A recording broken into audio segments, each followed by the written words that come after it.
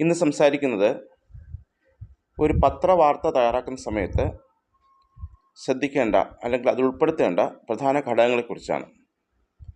അതായത് പത്രപ്രവർത്തനത്തിലെ inverted pyramid രീതിയായിട്ട് ബന്ധപ്പെടുത്തിയാണ് ഇത് സംസാരിക്കുന്നത്. എന്താണ് ഇൻവേർട്ടഡ് പിരമിഡ് രീതി? വാർത്തയിൽ ഏറ്റവും പ്രധാനപ്പെട്ട വാർത്തയിൽ നിന്ന് പ്രാധാന്യം കുറഞ്ഞ വാർത്തയിൽ എത്തിക്കുന്ന ശൈലിയാണ് ഇൻവേർട്ടഡ് പിരമിഡ് രീതി. ഇത് വാർത്തയുടെ ആരംഭം മാത്രം വായിച്ചാൽ പോലും വായനക്കാർക്ക് പ്രധാന വസ്തുതകൾ ലഭിക്കുന്നതിന് സഹായിക്കുന്നുണ്ട്.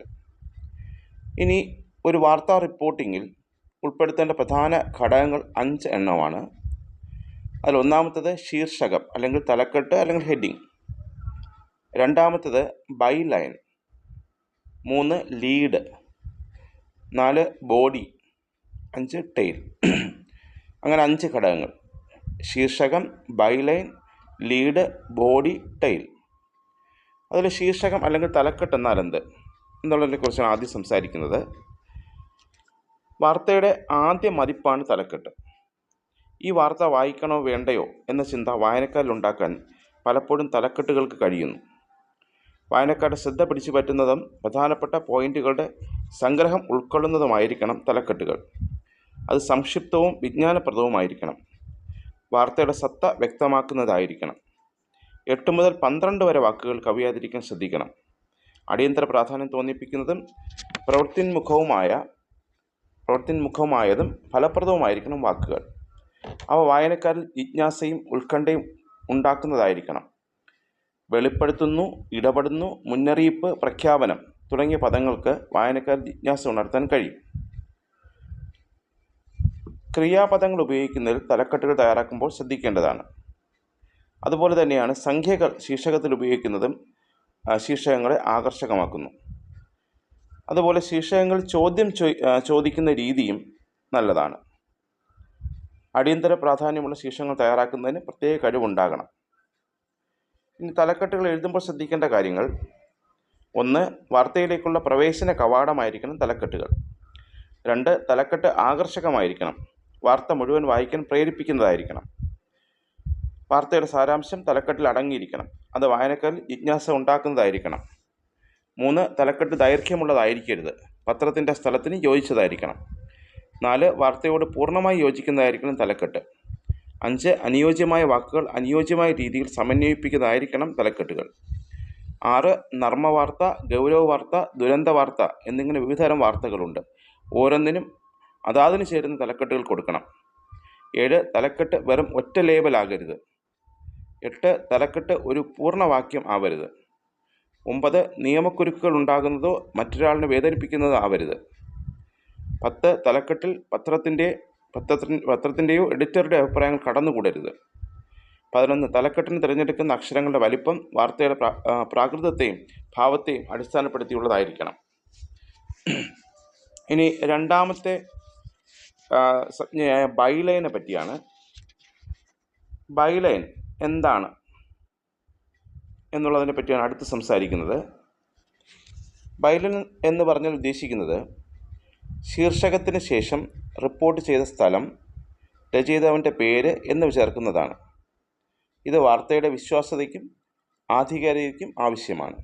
അതായത് തലക്കെട്ട് എഴുതിയതിനു ശേഷം അതിന് താഴെയായിട്ട് എവിടെ നിന്നാണ് ഇത് റിപ്പോർട്ട് ചെയ്തിരിക്കുന്നതെന്നും ആരാണ് റിപ്പോർട്ട് ചെയ്തിരിക്കുന്നതെന്നും എഴുതുന്ന ആ ഭാഗത്തിനെയാണ് നമ്മൾ ബൈലൈൻ എന്ന് പറയുന്നത്. അത് വാർത്തയുടെ വിശ്വാസ്യതയ്ക്ക് കാരണമാകുന്നു. ഇനി മൂന്നാമത്തെ സംജ്ഞയായ ലീഡിനെ പറ്റിയാണ്. ലീഡിനെ പറ്റി സംസാരിക്കുന്ന സമയത്ത് അത് പൊതുവായി പത്രപ്രവർത്തനത്തിൽ ഉപയോഗിക്കുന്ന ഒരു സംജ്ഞയുണ്ട്. 5W+1H എന്നൊരു സംജ്ഞ. അതായത് ഒരു ലീഡ് തയ്യാറാക്കുന്ന സമയത്ത് ശ്രദ്ധിക്കേണ്ട 5Wയും 1Hനെ പറ്റിയുമാണ്. ആ 5W ഇവയാണ്: who, what, when, where, why. H എന്നുള്ളത് ഹൗ. അതായത് ഹു ആര്, വാട്ട് എന്ത്, വെൻ എപ്പോൾ, വെയർ എവിടെ, വൈ എന്തുകൊണ്ട്. അതുപോലെ ഹൗ എങ്ങനെ. ഇത്രയും കാര്യങ്ങളെപ്പറ്റി ഒരു ലീഡ് തയ്യാറാക്കുന്ന സമയത്ത് അറിഞ്ഞിരിക്കണം. അപ്പോൾ പത്രപ്രവർത്തനത്തിൽ പൊതുവായൊരു ശൈലിയാണ് 5W+1H എന്നൊരു പദം.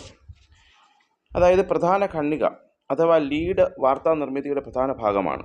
ഇത് വാർത്തയെപ്പറ്റി മനസ്സിലാക്കാൻ ശ്രമിക്കുന്ന വായനക്കാരുടെ ശ്രദ്ധയെ ആദ്യമായി ആകർഷിക്കുന്ന മുഖ്യ ഘടകമാണ്. മികച്ച രീതിയിൽ രൂപകൽപ്പന ചെയ്ത ലീഡ് ഒരു വാർത്തയുടെ തുടർഭാഗങ്ങൾ വായിക്കാൻ വായനക്കാരെ പ്രേരിപ്പിക്കുന്നു. ഒരു മികച്ച ലീഡ് വാർത്താരചനയിലെ 5Wകളെയും Hനെയും അടയാളപ്പെടുത്തിയിരിക്കണം. ആര്, എന്ത്, എപ്പോൾ, എവിടെ, എന്തുകൊണ്ട്, എങ്ങനെ എന്ന രീതിയെ അഭിസംബോധന ചെയ്തുകൊണ്ടായിരിക്കണം ലീഡ് തയ്യാറാക്കേണ്ടത്. ലീഡ് ഹ്രസ്വവും ആകർഷണീയവുമായിരിക്കണം. വായനക്കാരൻ്റെ താല്പര്യം നഷ്ടപ്പെട്ടേക്കാവുന്ന അനാവശ്യമായ വിശദാംശങ്ങളോ വിശദീകരണങ്ങളോ ഉണ്ടാവാൻ പാടില്ല. ലീഡ് വാർത്ത അടിയന്തര പ്രാധാന്യമുള്ളതോ വിജ്ഞാനപ്രദമായതോ ലഘുവായതോ ആകട്ടെ, അത് വാർത്തയുടെ ആകെയുള്ള ടോൺ നിലനിർത്തുന്നത് കൂടെ ആയിരിക്കണം. ഏറ്റവും പ്രധാനപ്പെട്ട വിവരങ്ങളിൽ നിന്ന് ആരംഭിക്കുക എന്നത് പ്രധാനമാണ്.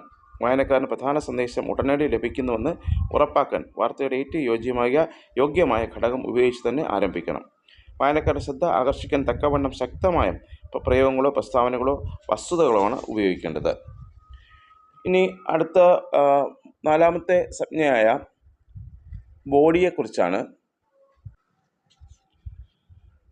വാർത്തയിൽ ബോഡി എന്ന് വെച്ചാൽ ഉദ്ദേശിക്കുന്നത് ലീഡിനെ പിന്തുടർന്ന് വരുന്ന ഭാഗമാണ്. നേരത്തെ സൂചിപ്പിച്ച പ്രധാന വസ്തുതകളെ വെളിവാക്കുന്ന വിശദാംശങ്ങൾ ഇതിൽ ഉൾപ്പെടുത്തിയിരിക്കും. അതായത് വിശദമായി വാർത്ത എഴുതുന്നതാണ് ബോഡി പാർട്ടിൽ. സന്ദർഭം, പശ്ചാത്തലം, വാർത്താ ഉറവിടത്തിൽ നിന്നുള്ള അനുബന്ധ കാര്യങ്ങൾ എല്ലാം ഇവിടെ വിശദീകരിക്കപ്പെടുന്നു. എന്തായിരുന്നു സംഭവം, എവിടെയാണ് നടന്നത്, എപ്പോഴാണ് നടന്നത്, ആരൊക്കെയാണ് പങ്കാളികൾ, എന്തുകൊണ്ടാണ് സംഭവിച്ചത്, എങ്ങനെയാണ് സംഭവിച്ചത് തുടങ്ങിയവയ്ക്കെല്ലാം ഉത്തരം മുമ്പ് പറഞ്ഞ ഭാഗങ്ങളിലായി ഉൾച്ചേർത്തിരിക്കണം. അതായത് നേരത്തെ പറഞ്ഞ ലീഡിൽ പറഞ്ഞിരിക്കുന്ന കാര്യങ്ങളെ വിശദമാക്കുകയാണ് ബോഡിയിൽ ഉദ്ദേശിക്കുന്നത്. ഇനി അവസാന ഭാഗമായ ടെയിൽ. ഈ ടെയിലിനെ നമുക്ക് പൊതുവെ ഉപസംഹാരമെന്ന് പറയാം. പത്രപ്രവർത്തകൻ്റെ കണ്ടെത്തലുകൾ സംഗ്രഹിക്കുന്നതിനും സാധ്യമായ നിർദ്ദേശങ്ങൾ നൽകുന്നതിനും ഇത് ഉപയോഗിക്കാം. തുടർ വാർത്തയ്ക്കായുള്ള ഒരു വായനക്കാരൻ്റെ ആകാംക്ഷയെ പൂർത്തീകരിക്കാൻ ഇത് പര്യാപ്തമായിരിക്കണം. അപ്പോൾ ഇങ്ങനെ ഒരു പത്ര റിപ്പോർട്ട് തയ്യാറാക്കുന്ന സമയത്ത് ഇങ്ങനെ വ്യത്യസ്തമായ 5 ഘടകങ്ങളുണ്ട്: ശീർഷകം, ബൈലൈൻ, ലീഡ്, ബോഡി, ടെയിൽ എന്നിവ. ഇനി അടുത്ത് സംസാരിക്കുന്നത് ഈ പത്രം റിപ്പോർട്ട് ചെയ്യുന്ന സമയത്ത് വാർത്ത രചിക്കുന്നതിനുള്ള ഘടകങ്ങൾ നമ്മൾ സംസാരിച്ചു. ഇനി വാർത്ത റിപ്പോർട്ട് ചെയ്യുന്ന സമയത്ത് ശ്രദ്ധിക്കേണ്ട കാര്യങ്ങളെ പറ്റിയാണ്. ലോകത്ത് എവിടെയും നടക്കുന്ന കാര്യങ്ങളെക്കുറിച്ചുള്ള വിവരങ്ങൾ വായനക്കാരിൽ എത്തിക്കുക എന്ന ഉദ്ദേശത്തോടെ തയ്യാറാക്കപ്പെടുന്ന സംഭവങ്ങളുടെയോ വസ്തുതകളുടെയോ വ്യക്തമായ വിവരങ്ങളെയാണ് പൊതുവെ വാർത്താ റിപ്പോർട്ടുകൾ എന്ന് പറയുന്നത്. ആ റിപ്പോർട്ടുകൾ തയ്യാറാക്കുന്ന സമയത്ത് ശ്രദ്ധിക്കേണ്ട കാര്യങ്ങൾ: അതിലൊന്ന്, സംഭവം നടക്കുന്ന സ്ഥലം, ദൃക്സാക്ഷികൾ, ആധികാരികത വ്യക്തമായിരിക്കണം. 2, സാക്ഷികളുടെ അഭിമുഖങ്ങൾ വ്യക്തമായി ശേഖരിച്ച് ക്രോഡീകരിക്കണം. 3, റിപ്പോർട്ടുകൾ ലളിതമായ ഭാഷയിൽ തയ്യാറാക്കണം. 4, റിപ്പോർട്ടിൽ കൃത്യമായ ഒരു ആമുഖം, മധ്യഭാഗം, ഉപസംഹാരം ഇവ ഉണ്ടാവണം. 5, ആകർഷകമായ തലക്കെട്ടുകൾ ഉണ്ടാവണം. 6, ക്ലീശേ പദപ്രയോഗങ്ങൾ, സങ്കീർണമായ വാചകഘടനകൾ, അവ്യക്തമായ ആശയങ്ങൾ എന്നിവ ഒഴിവാക്കണം. 7, വാർത്ത വായിക്കുന്നവരുടെ പാണ്ഡിത്യത്തിനനുസരിച്ച് അല്ല വാർത്ത തയ്യാറാക്കേണ്ടത്. എല്ലാ വിഭാഗക്കാർക്കും ഒരുപോലെ മനസ്സിലാവുന്ന രീതിയിൽ വാർത്ത തയ്യാറാക്കണം. 8, ഹ്രസ്വവാചകങ്ങൾ ഉപയോഗിക്കാം. 9, ഔദ്യോഗിക സ്വഭാവമുള്ള വാർത്തകൾ എഴുതുമ്പോൾ മാനക ഭാഷ അല്ലെങ്കിൽ ഔദ്യോഗിക ഭാഷ തന്നെ ഉപയോഗിക്കാൻ ശ്രദ്ധിക്കണം. 10, ഭാഷയിൽ സജീവമായ പദപ്രയോഗങ്ങൾ വാർത്തയിൽ ഉപയോഗിക്കുന്നത് ശ്രദ്ധിക്കണം. അപ്പോൾ ഇന്ന് സംസാരിച്ചത് ഒരു വാർത്ത റിപ്പോർട്ട് തയ്യാറാക്കുന്ന സമയത്തുള്ള ശ്രദ്ധിക്കേണ്ട 5 കാര്യങ്ങളാണ്. ആദ്യം പറഞ്ഞത് അതിനകത്ത് ശീർഷകമെന്നും ബൈലൈൻ, പിന്നെ ലീഡ്, ബോഡി, ടെയിൽ എന്നീ 5 പാർട്ടുകൾ കൃത്യമായി ഉണ്ടായിരിക്കണം. അടുത്ത് സംസാരിച്ചത് വാർത്താ റിപ്പോർട്ടിങ്ങിൽ അല്ലെങ്കിൽ രചനയിൽ ശ്രദ്ധിക്കേണ്ട കാര്യങ്ങളെക്കുറിച്ചാണ്. പിന്നെ അതുപോലെ തന്നെ ഇതുമായിട്ട് ബന്ധപ്പെട്ട് ഇൻവേർട്ടഡ് പിരമിഡ് രീതിയെക്കുറിച്ച് കൂടെ സംസാരിച്ചു.